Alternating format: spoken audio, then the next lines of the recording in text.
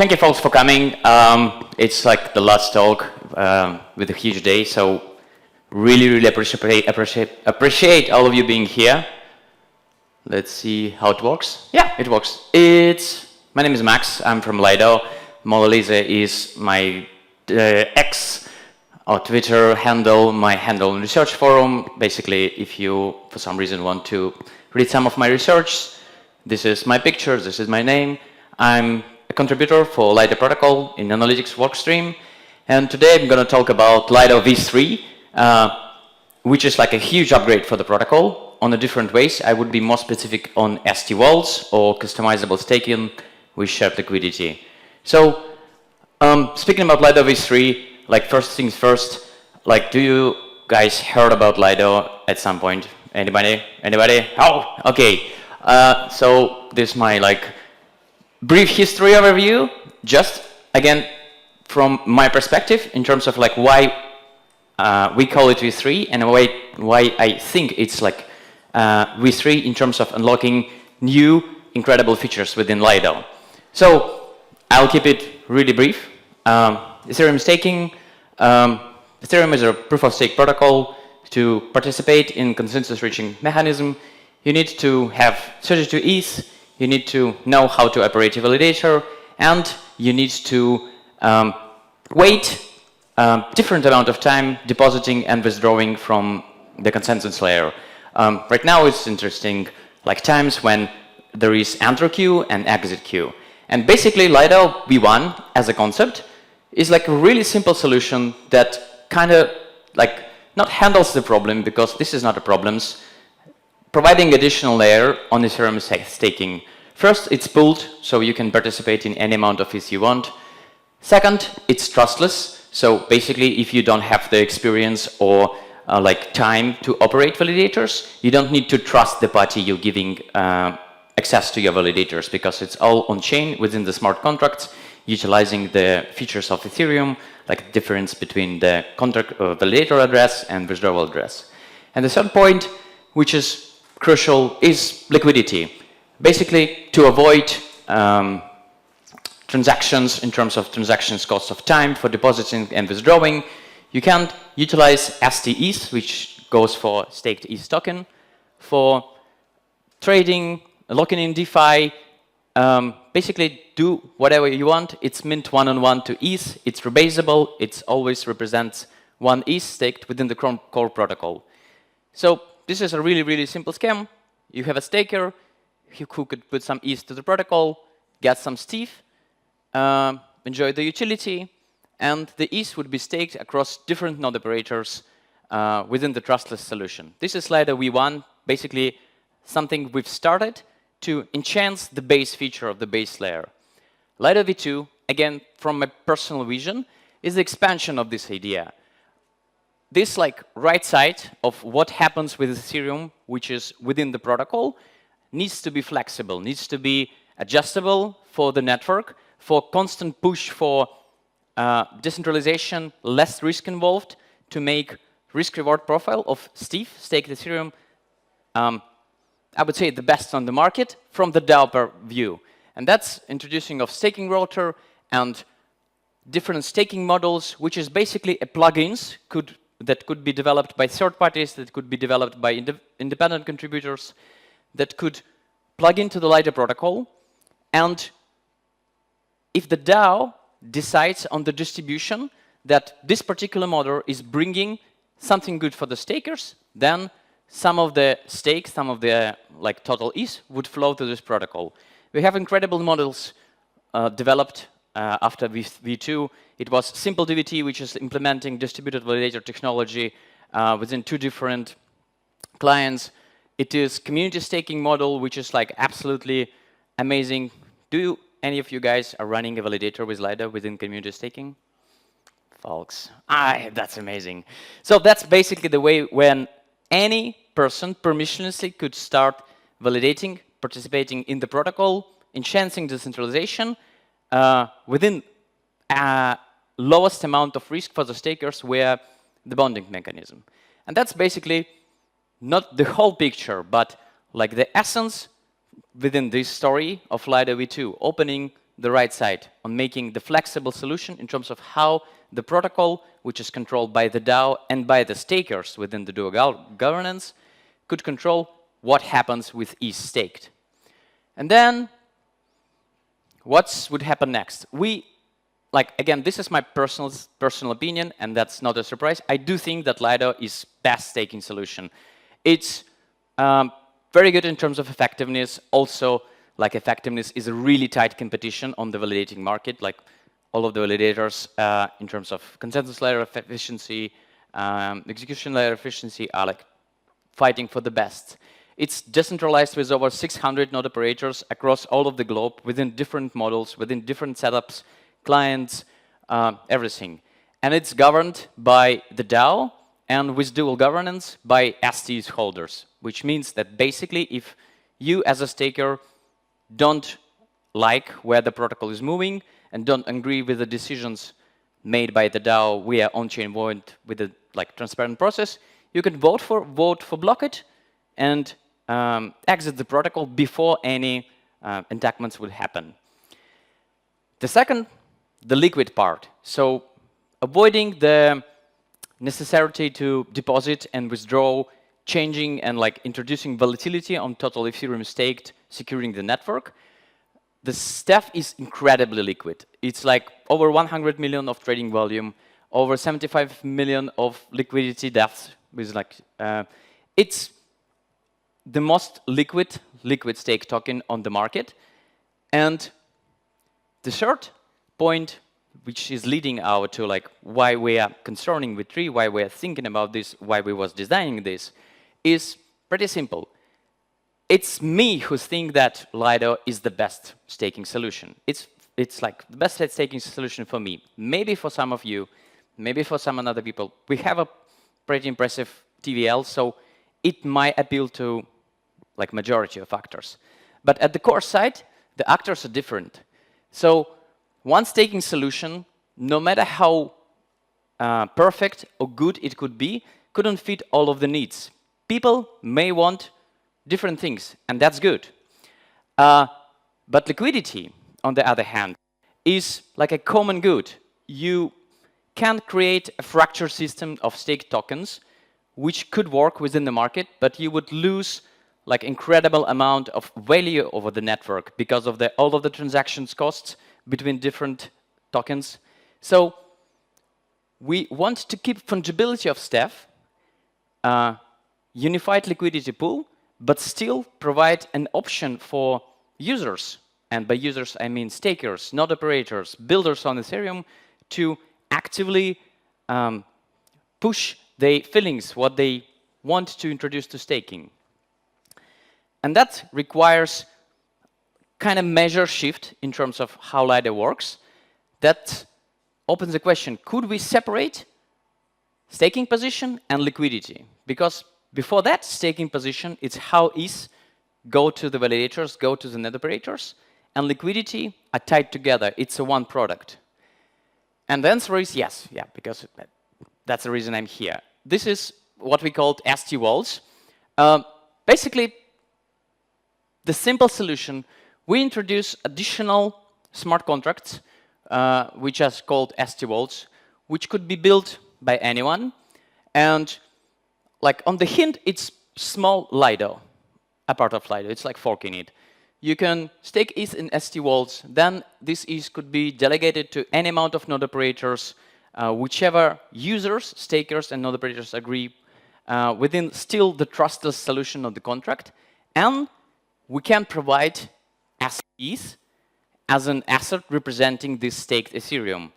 And this is the idea of introducing shared liquidity to customizable staking solutions.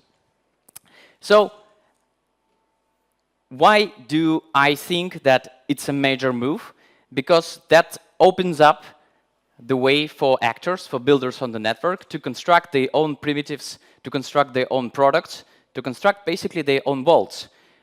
It's a matter of agreement between parties operating with the capital, parties operating validators, actors providing tech like sidecars or something like this, to build on the trustless infrastructures of Lido and utilized staked ETH as a liquidity on demand. And basically what it means for Lido, it means moving from a single staking solution, which may or may not be the best solution in the market, depending on the taste, to a platform that provide an option to build customizable solution for everyone, still utilizing the same liquid token, which got the network effect of being accepted by like most of the DeFi protocols and like known on the Ethereum, and huge liquidity on basically all of the major DEXs. So in terms of like my previous story, what it brings to the table, it brings like incredible feature of customization. We or like Lido as an interface don't have only one product, STEs right now.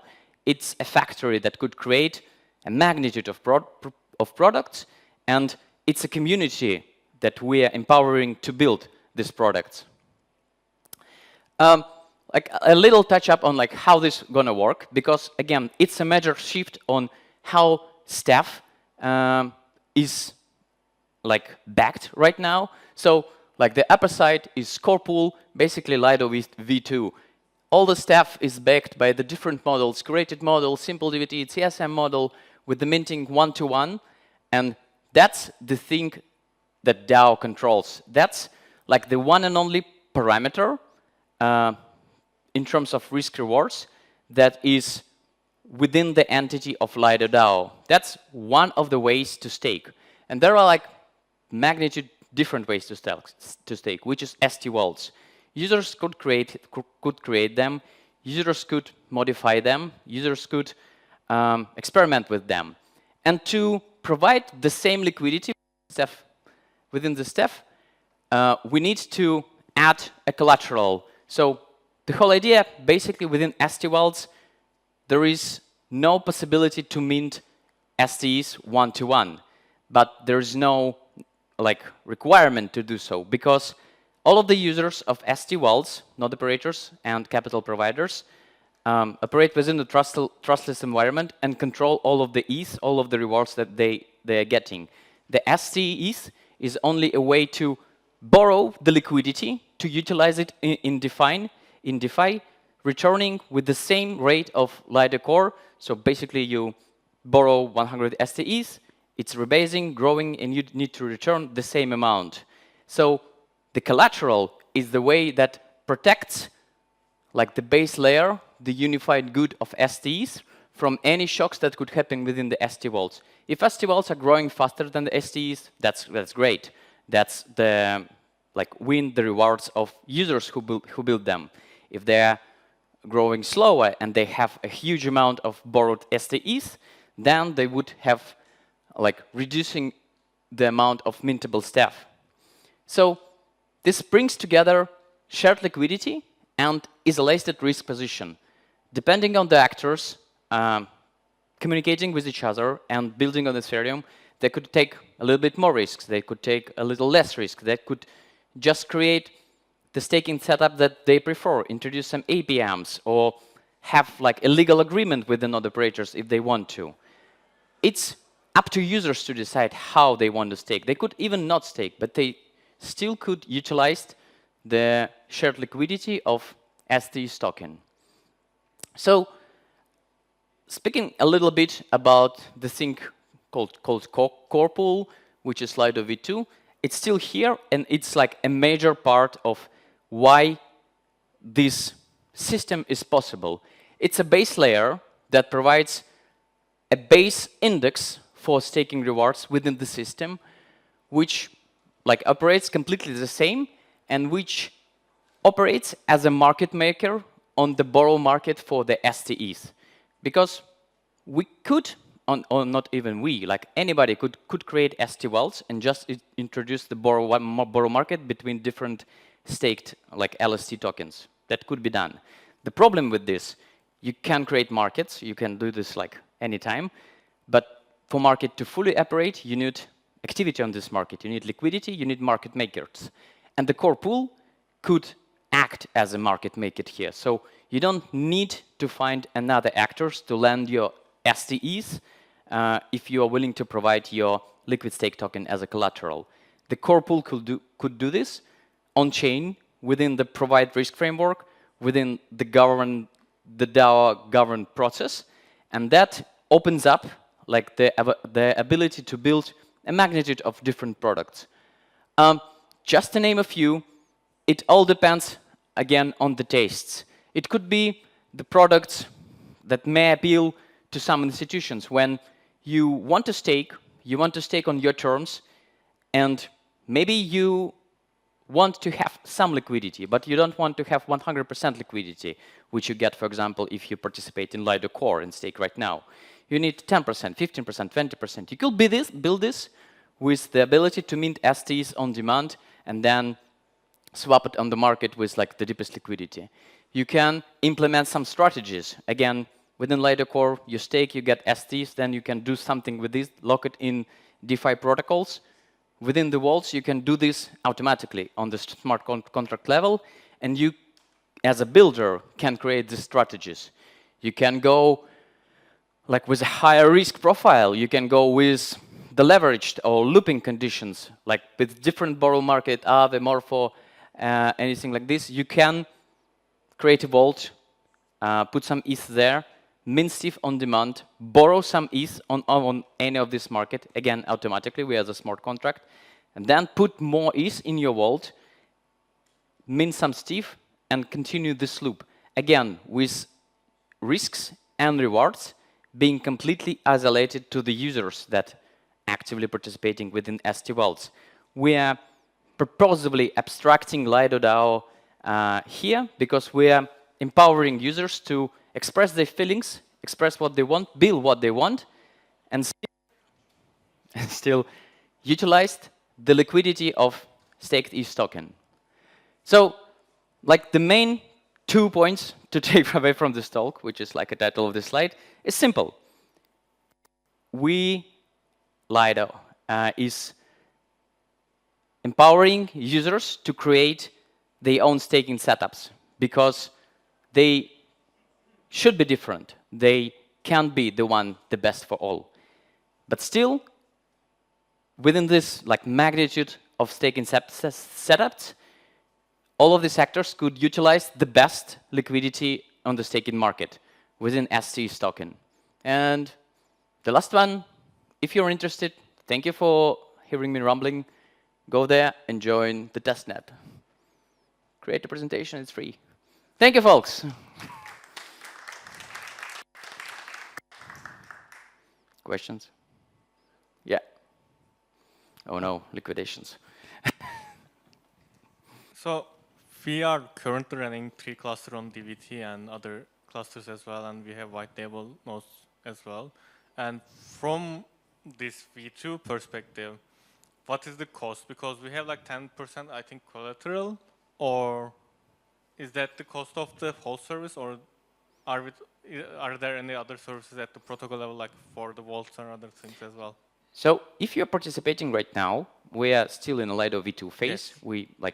You are on the right side of this model. When you, or on this picture, on like the upper graph of when the DAO trusts you to operate the ETH. So it's not like a custom solution. It's delegated ETH to DVT clusters within. Are you in simple DVT or in CSM? In simple and DVT. Fantastic. System. So you are like actively participating in providing the vision of decentralization that DAO enforces with its staking policy. And like each ETH deposited on your validator is backing Steve minted one-on-one. The vaults is a solution for you as a node operator to bring your own client, for example. Like if you have a client who have X amount of ETH and you're willing to provide your service as a node operator for them, you can build it on ST vaults, creating a trustless infrastructure and give your client an ability to mint ST ETH with up to, not with one-on-one, but up to like 95% or 90% of provide ratio. And this is borrowed liquidity they could utilize on the market. It doesn't affect the rewards that you are sharing, because the rewards you're doing on your ETH deposited is only for you to decide how to split. It's, again, a borrow market on top of this. Okay, we have full control. It's just 1 to 95 because you also have to like some security for the general. Yeah, we need to have like if we would allow minting 1-to-1, you have full control, then you slash your validators, and your client, like you put up 100 ETH, your client mint 100 STEs, you slash your validators, now your like cluster have 95 ETH, and the client have 100 STEs, which is a fungible token. In this case, you can just wind down all of this, run away with 100 STEs, and get +5 ETH like as a reward. That's like a trade-off between giving the opportunity to build your own staking solution as you want, and still utilizing the liquidity here.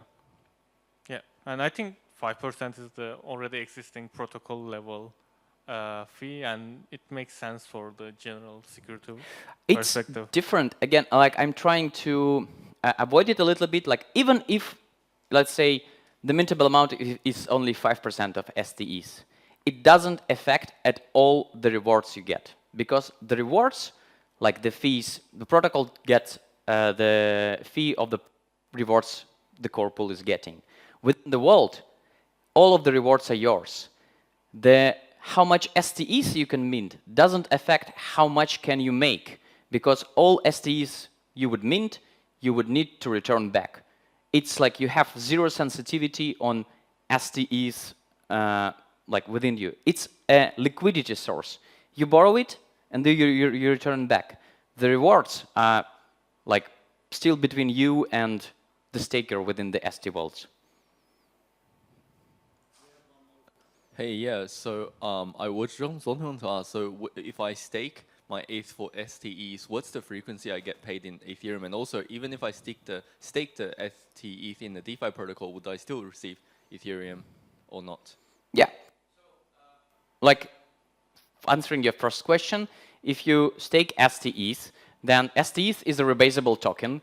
Basically, what that means, the protocol grow every epoch, and every day the oracle brings up the new distribution, and your amount of STEs grows a little bit on your wallet. If you lock your STEs in one of the DeFi protocols, it depends how this protocol is work. If it's supporting rebasable tokens, the STEs would be growing, representing your rewards within this protocol. If not, there is different version, which is called wrap staked ETH. You can wrap and unwrap your stake ETH whenever you want, and it's not rebasable token, but the token which grows in price compared to ETH. STEs is always one-on-one to ETH, it's just growing in your wallet. Wrap staked ETH is not growing, it's a fixed number, but the protocol is always willing to swap it for some ETH or for some STEs, which is growing with the rewards accumulating within the protocol. Any other question? Do we have any question? Yeah.